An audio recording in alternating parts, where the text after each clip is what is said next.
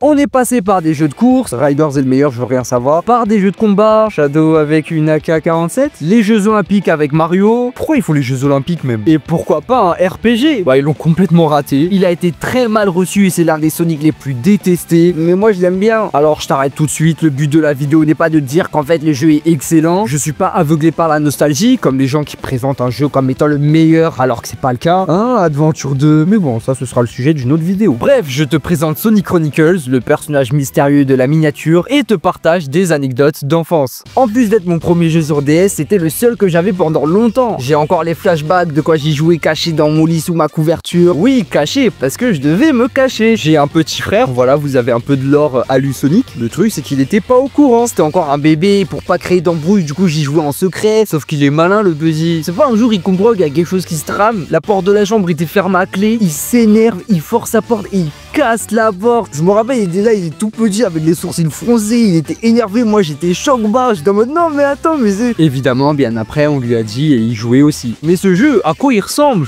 Il est horrible. C'est mal modèle d'Amy, elle s'est pris un coup d'RERD. Oui, c'est un polygone, on dirait un papercraft. Non franchement c'est vraiment la honte de faire un truc comme ça. Les gens critiquent aussi le style des maps et en vrai je le trouve sympa. En gros c'est un dessin, mais comme il y a un système de calque, si tu passes derrière un objet, tu seras vraiment derrière, du coup ça donne cet effet de profondeur. Et c'est là que vous allez me demander, mais Alu, qu'est-ce qu'on peut faire dans ces maps? Vous posez des super questions. Ce qu'il faut savoir, c'est que tout se fait au stylet. Tu te déplaces avec, t'as des PNJ avec qui tu peux parler, tu peux choisir ta réplique. Elles ont des icônes pour indiquer le ton, si c'est une question, si c'est une blague, si c'est sérieux. C'est cool et ça met bien en valeur la personnalité de Sonic. T'as aussi des énigmes, des coffres avec des objets et même des Chao. Et tout ça, on va en reparler plus tard. Sur l'écran du haut, t'as la map complète. Les parties que t'as pas encore découvertes sont en noir. Justement, je m'en rappelle quand j'étais petit, même si que ça servait à rien, j'allais partout juste pour avoir la map affichée en complet. À certains moments apparaît une icône et si tu appuies dessus, tu peux faire une action, comme sauter par exemple. Il y a des actions spécifiques à certains personnages, comme prendre un looping qui est réservé à Sonic ou Shadow, voler pour Tails ou Rouge, et fracasser des trucs pour Amy ou Knuckles. Tiens, parlons de Knuckles, parce qu'il y a un problème, un gros problème. Il a disparu, avec les Chaos Emerald en plus. On part à sa recherche et on apprend très vite qu'il a été kidnappé par une organisation mystérieuse, les Marauders. S'ils ont fait ça, c'est parce qu'ils ont besoin des émeraudes, mais on sait pas encore vraiment pourquoi. Sur notre route, on tombe sur des ennemis. Ce qui est bien, c'est qu'on les voit directement dans la map. Donc si tu veux les éviter, tu peux. Mais nous, on va foncer parce qu'on aime la bagarre. C'est un RPG, donc tu t'en doutes, c'est un tour par tour. Mais ça reste dynamique, heureusement, hein, ça reste un jeu Sonic. Tu peux lancer une attaque. Ce qui est embêtant, c'est que de manière aléatoire, tu peux rater ton attaque et c'est vraiment frustrant. Mais tu peux également utiliser des techniques spéciales. Mais c'est pas aussi facile que de juste lancer l'attaque. Parce que c'est là qu'arrive la partie fun. Il faut que tu fasses une sorte de mini-jeu avec le stylet. Si t'arrives à tout faire, bien joué champion, tu vas infliger le maximum de dégâts. Sinon, ta technique spéciale va pas faire très mal. Ce qui est cool, c'est qu'il y a aussi des techniques combinées avec plusieurs personnages. Le truc, c'est qu'il y a beaucoup de personnages jouables et ça arrive très vite de changer d'équipe, ce qui fait que c'est possible que tu remplaces un des personnages nécessaires avec un autre qui va être plus utile. Donc, ça va faire que la technique sera inutilisable. Ensuite, t'as les objets et des Chao, on y arrive. Personnellement, je les ai jamais utilisés plus que ça. Mais en gros, ça te permet d'avoir certains avantages. Comme par exemple des objets qui te redonnent plus de vie. Et les Chao, tu peux les équiper au personnage que tu souhaites. Il y a aussi un système de fuite. Ça, je le faisais tout le temps quand je rentrais dans une phase de combat sans le vouloir. Ça lance une phase de course automatique. T'as des obstacles et pour les éviter, il faut que tu appuies sur ton personnage pour qu'il saute. Mais t'as aussi des dashpads qui vont te permettre d'aller plus vite. Faut pas oublier que les ennemis peuvent aussi prendre la fuite. Franchement, ça m'arrangeait. Du coup, je faisais exprès de prendre des obstacles. J'avais deux stratégies pour être super fort. La première, j'affrontais volontairement tous les ennemis de Green Hill, la première map. À force de combattre, tu peux augmenter les stats de tes personnages. Justement, ça me permettait de suffisamment améliorer Sonic et sa première technique pour qu'il soit super fort. Ma deuxième stratégie s'appelle Tails. Je l'utilisais comme un healer. Il a une technique qui permet de donner des points de vie aux alliés. Je maxais cette technique et j'étais inarrêtable. Si je maxais autant dès le début Sonic, c'était pas juste pour être fort, c'était surtout parce qu'à la fin de Green Hill, tu affrontes ton premier boss, un maraudeur. Alors il est stylé, mais qu'est-ce qu'il était relou. Sa technique, elle t'endort. Heureusement, quand l'ennemi lance une technique, il y a aussi un mini-jeu. Si tu le réussis parfaitement, il va la rater. Mais s'il arrive, il endort un de tes personnages et bonne chance, hein. En plus de ça, comme si c'était pas suffisant, il gagnait des PV à chaque fin de tour. J'ai encore plein d'autres choses à vous dire, mais avant, si vous aimez Sonic ou mon contenu, n'hésitez pas à vous abonner. Vous pouvez également me soutenir à travers les super thanks. Bref, Parlons de Big. Je m'en souviens, j'étais là, je jouais et d'un coup, c'est pas, il y a Big qui pop. Comment j'étais choc barre, je m'y attendais tellement pas. En plus de ça, dans ce jeu, il a la capacité de passer à travers le poison. En parlant de zone, parlons de celle enneigée. En fait, à la fin, pour sortir de cette zone, il y a un puzzle. T'as des formes au sol et t'as un écran qui fait une combinaison de certaines de ces formes. Justement, tu dois trouver quelle forme a été utilisée pour faire la combinaison affichée. Et j'y arrivais pas, j'étais tellement bloqué. Un cousin à moi jouait au jeu aussi, il était bloqué aussi. C'est pas un jour, il arrive, ouais, c'est bon, j'ai réussi. Moi, j'étais choqué, comment ça t'as réussi? C'est là qu'il m'explique qu'une de nos cousines plus âgées a réussi à faire le puzzle. Du coup, grâce à lui, je pouvais enfin continuer le jeu, c'était magique. C'était pas la seule fois que j'étais bloqué parce qu'il y avait aussi le boss de Shadow. Oh là là, j'étais trop hype. On parle de Shadow quand même, mais le boss, il veut pas lâcher l'affaire, hein. C'était vraiment dur. Mais bon, j'ai réussi. Du coup, Shadow, il est dans mon équipe et il a trop la classe parce que même quand il attaque, il se téléporte.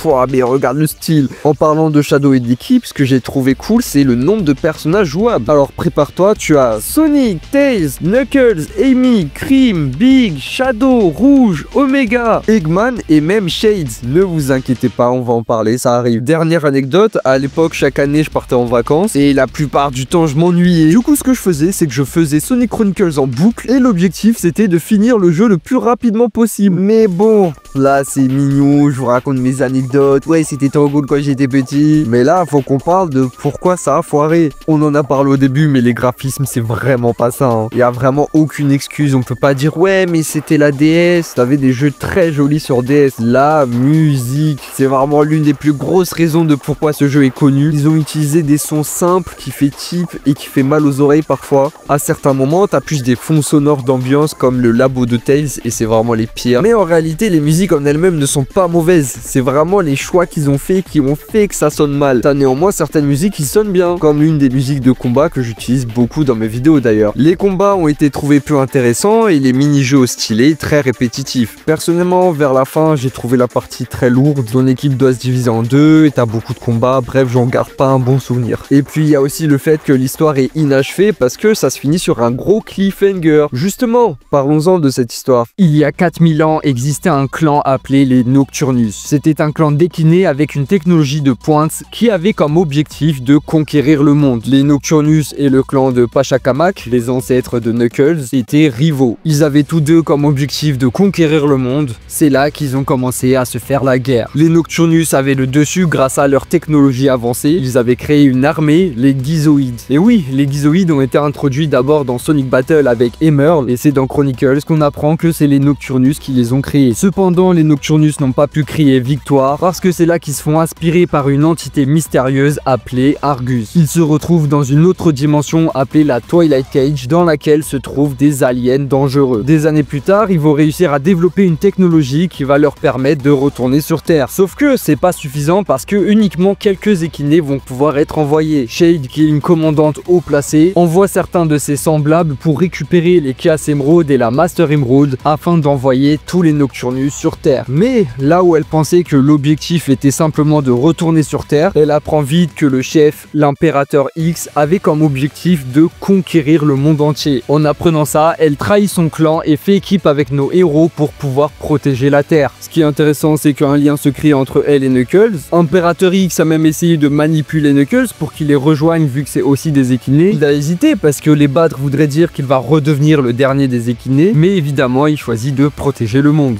Tout ça c'est bien beau, mais ça a été effacé de la réalité. C'est pas Sega se prend un procès 3 mois après la sortie du jeu. C'est un homme du nom de Ken Penders qui les accuse de plagiat. C'était un des auteurs à l'époque des comics Archie. Et justement, dans ces comics, il a créé une histoire avec des équinés qu'il a créés, avec un autre groupe d'équinés, malfaiteurs, masqués, habillés en noir, avec comme personnage principal une fille qui crée un lien avec Knuckles. Tiens, ces gars ils ont perdu à cause d'un contrat mal rédigé, ce qui fait qu'ils gardent le droit de ces personnages.